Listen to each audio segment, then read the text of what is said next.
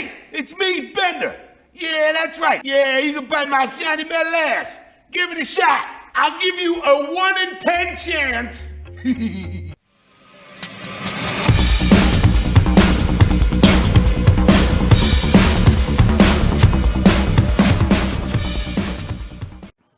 Some good news here. Some good news. You're familiar with the Futurama revival on HULU, which is coming, which have my reservations. For the reason is this is part Disney. And basically, I mean, like I said before, the Animaniacs. Does anybody really talk about season 2 of Animaniacs? No, not at all. I mean, Hulu has had some good shows. And they've had some good animation. I mean, one thing is, like, I would have loved to have seen a season 4. Forget About It. Forget About It was on Hulu. If you haven't seen Forget About It, basically it is a really, really good show. You can watch it for free. I think the guys who animated it's on YouTube 24 hours a day. They have a live stream that goes on. It's a real funny. It's about a mobster family who basically goes into witness protection, and they're sent to an actual place that I didn't realize it's an actual place, and they make fun of it. A place called Regina in Saskatchewan. You always have the Virginia jokes. Yeah, we're here in Virginia, the Regina. The way it sounds, and they're trying to live as a Scottish family in Canada because they changed their name to a Scottish name, and all the things that it happens. It is a funny series. Gets real crazy. There is some nudity, not too much, but it is just real. I mean, it has remnants of that other series. What was it? Lilyhammer. If you haven't seen Lilyhammer yet, with former Soprano star Steven Van Zandt, who plays a mobster who's turned evidence, but he wishes to go live in Norway at Lilyhammer. You figure that one out. If you haven't seen this, it's still on Netflix. You can watch it on Netflix. I think what is it? It's 3 seasons. There are 3 seasons, 24 episodes. Do catch it. It is funny because basically it's a American Norwegian cast on there, so it's actually shot in Norway, and it is pretty funny in itself there too. Both of those shows on there. But getting back to Futurama, one of the major issues to the return of this series is one of the main voice actors who plays Bender, John DiMaggio, was not coming back for certain reasons. And I think it had to be financial and some of the things that basically the production might change or to the situation. And one of the things was that he wasn't coming back, and they would have had to change the voice actor, which would be bad news. And it turned into an internet explosion, turned into BENDERGATE.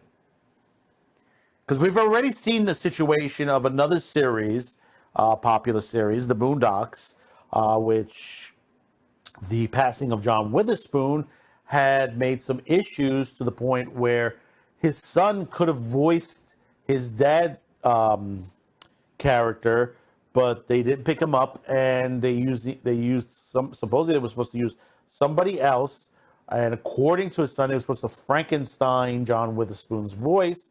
The show was delayed for quite some time, and then just this year, when it was supposed to air this year, the entire project was canceled. I'm just wondering, was anything shot? Was anything animated? Because I mean, talk about being quiet. I mean, a lot of these companies, like with Batman and a couple other movies and stuff, like you saw stuff get thrown up left and right. How fast were we seeing photos of the situation? I mean, we've got maybe 1 or 2 slates of examples of what the characters would look like, and that's about it. And that's what Sony had put up, and the creator of Boondocks. But after that, nothing. No trailer, nothing at all. So basically, we're going to get this. I'm going to read a little bit into this. Okay, we're going to read a little bit off a deadline on this. Futurama will be back on its lead cast intact with Matt Groening and David X. Cohen. The cult anime sci-fi series returns with all new episodes in 2023. The holdout of John DiMaggio has closed the deal to reprise his signature voice role as the foul-mouthed robot Bender and assortment of other characters in the revival, which has a 20-episode order. The news comes 3 weeks after the announcement that Futurama will possibly return without DiMaggio, mobilizing fans who took to social media to throw their support behind him using hashtag BenderGate. DiMaggio referenced the hashtag in his note to fans 2 weeks ago and his statement about the return to his show today. Well, when this came out. While the official Futurama revival announcement by HULU and 20th Century Animation last month indicated the role of Bender would be recast, that never happened. A producer filled in and read the parts during the first table read as the studio and DiMaggio remained hopeful that a resolution could be reached. DiMaggio spoke out about his decision to hold out. It's about self-respect and honestly being tired of an industry that's becoming far too corporate and takes advantage of its artists' time and talent. He wrote on Twitter, adding, just to be clear, I don't think that I'm the only one that deserves to be paid more. I think the entire cast does. It is unclear where DiMaggio's return comes with a pay bump, but I hear it's minimal at best. But both sides are happy. We're reaching agreement, sources say. See, the thing is, and he's right, John's right. I mean, we've seen this with animation, with voice actors, and voice actors and animated creators that basically are getting screwed over. Carrie Means comes to thought, if you know Carrie Means who played Friedlock on the Aqua Teen Hunger Force, because he was not unionized. He lived on the East Coast, whereas the rest of the cast was on the West Coast. He's been screwed out of tons of royalties, where basically he's gone broke at certain points. And I could feel for that situation. And then you have others who, creator of Bill and Mandy, Courage the Cowardly Dog, and many others who have been screwed over by similar to Cartoon Network and Warner for the situations of their creation, that they've created these shows and they can't take it elsewhere, and they're, new episodes are created, like special events, like what happened with Courage meets Scooby-Doo, which, other than voice actors, no one else, as far as the crew, as far as the animators, the people who created it, those who have been behind the scenes of this series, been for a long time, they've had no input with them, or they have not worked with this new small mini movie that they created. This is what's been going on. How many lawsuits have we been seeing lately?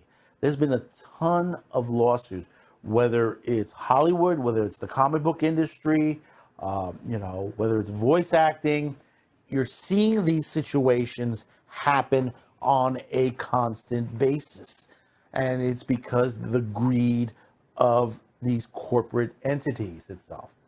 When you hear people complain about the music industry and stuff like that, and they blame people who are basically pirating and their stuff like that. Actually, you got to look at the corporations. How much money are they taking out of the artists' pockets? What are they taking out? How much of a cut? See, this is why I say, if in today's age, okay, in today's age, you could do this yourself. You can go out and crowdfund any of your projects. If you got a good project to put up, you make a good demo reel of it and put it up online, people will flock to you. You have the ability, showing it on YouTube, showing it on many other streaming sites as content creation sites, I should be more as well. You have BitChute, you have Odyssey, you have Rumble, you have many different places where you could show this at and be able to get people to, fund you. You might come across someone, with big dollars that will cash. Look at Mystery Science Theater 3000. Mystery Science Theater 3000 was able to raise for an entire season. You might say, well, it's a popular show. Yeah, it's a popular show. Did a lot of people like the last 2 seasons at Netflix? Some people did, some people didn't. Because they, at certain points they had their hands tied. But you look at what they raised, the amount they raised. Think about this for a second. You're not going to raise 5 million, 10 million, 11 million, 20 million, or you might. You might raise a couple of $1,000s, $5, 10, $20,000. That'll get you studio work, get you, what you need to get this off the ground. This happens. This is why Comicsgate is doing the money that they're doing. Ethan Van Sciver has been doing very well. Sweet Cat, many others have been doing very well. We see this day in, day out. Why? Because people are tired of the shit that's out there.